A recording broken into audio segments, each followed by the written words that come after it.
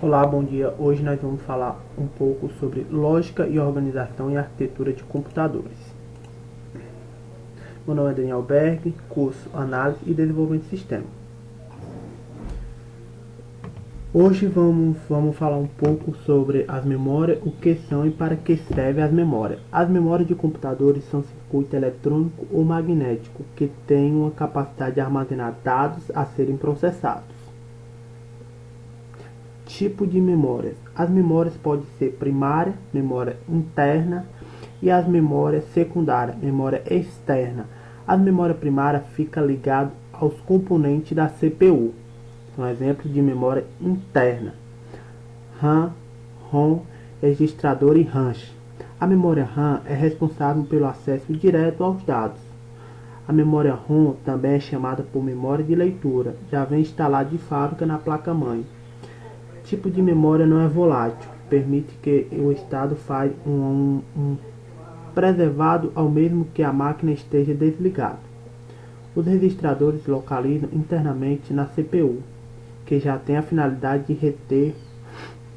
reter a curto prazo conjunto de bits. A memória RAM está localizada na placa-mãe, é composta por diversos circuitos integrados. E a memória secundária, a memória localizada na parte externa da CPU, que armazena dados em dispositivo magnético, também conhecido como memória auxiliar.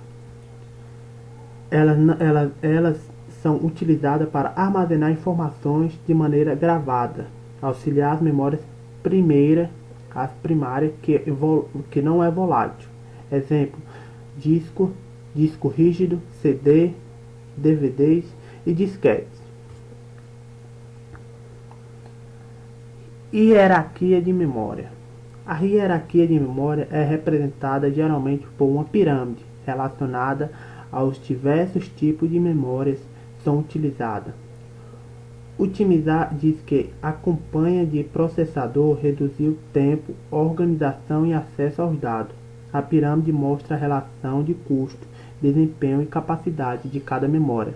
Na base da pirâmide encontra-se as memórias de baixo custo, memória com desempenho maior e capacidade de armazenamento.